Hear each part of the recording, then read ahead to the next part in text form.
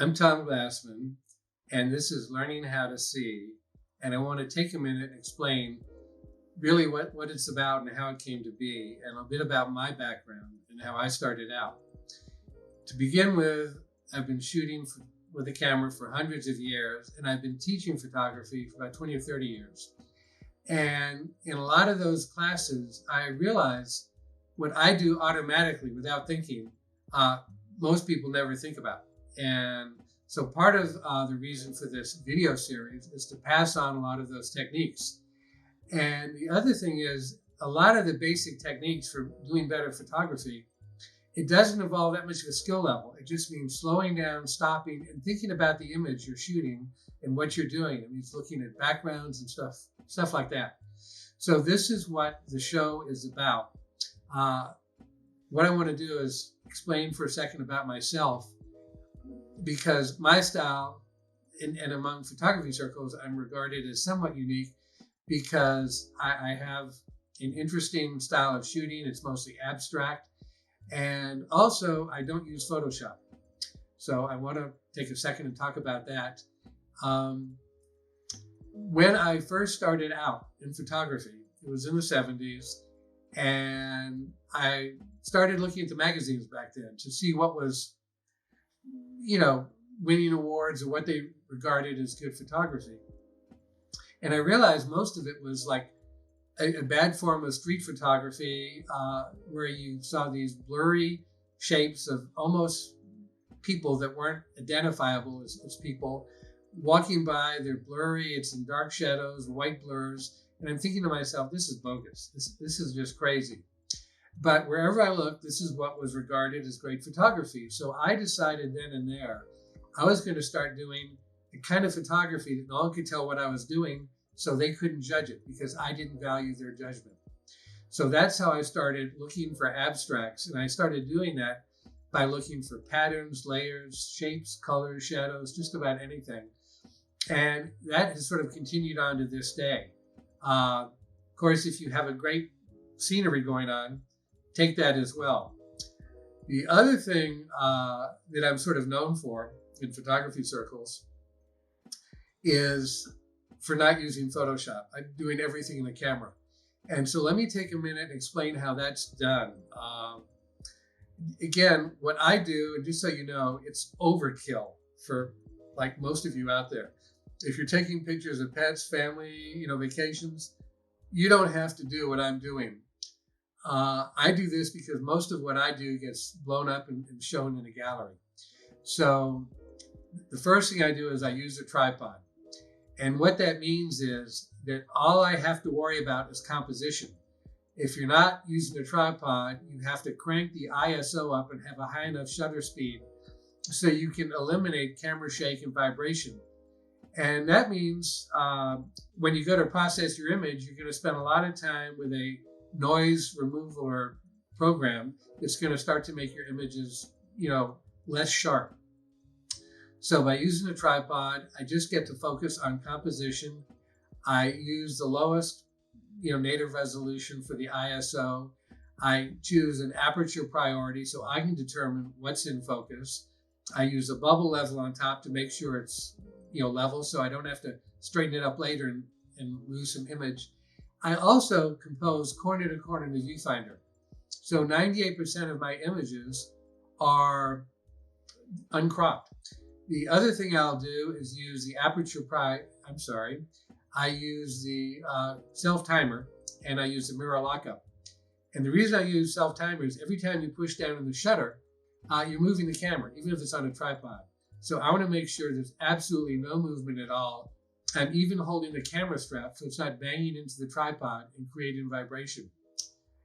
After I also shoot RAW, by the way, RAW plus JPEG, but you shoot RAW, and the reason is, and forgive me for getting geeky here, if you shoot JPEG, that's 8-bit depth, 256 total values.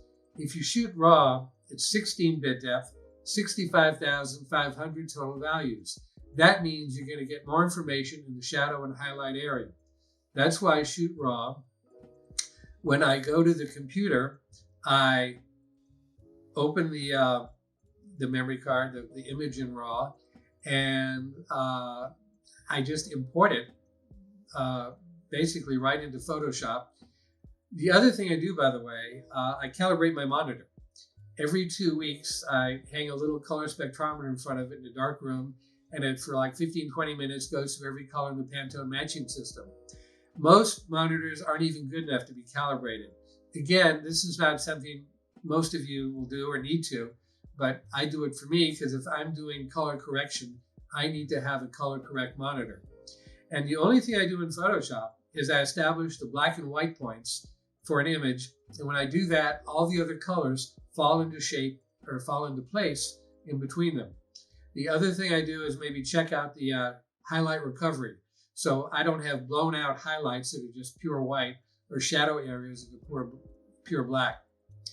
Anyway, that's more or less how I process an image. And it's like 30 seconds to a minute, and I'm ready to print.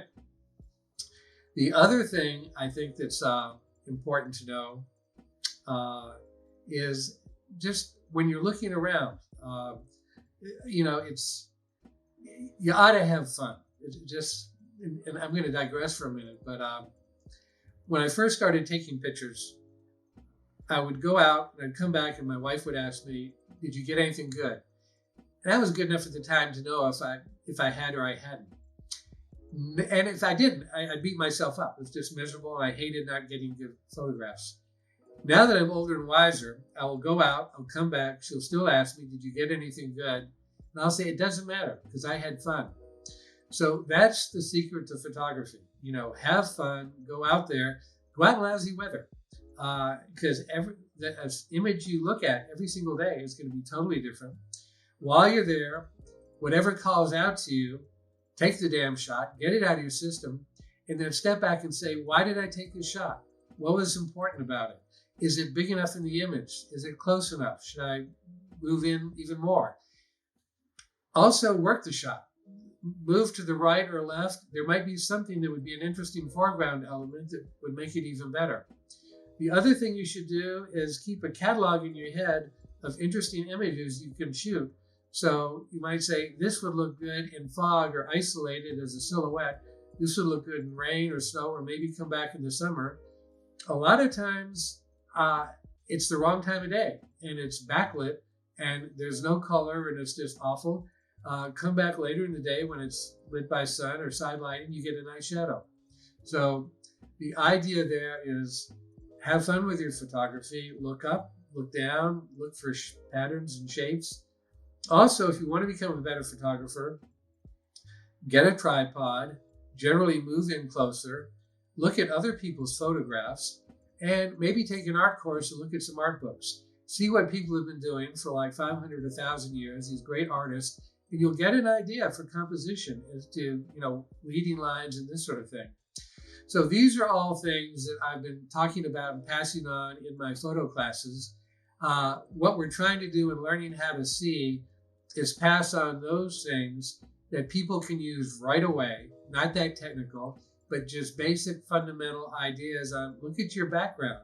Is there something distracting there? Should you move out of bright sun? It's just stuff that anyone can use, regardless of their skill level, regardless of the kind of camera you use, that you can use right away to start taking better photographs. And that's what we're all about. Also, you know, we've got a comment section. Please do that because it's a good way for us to find out how you're reacting to this, what you want to find out about. We can incorporate that in some of the lessons later on. Anyway, hope this helps. Thanks for watching this long, and we'll see you in some of the next episodes. See ya.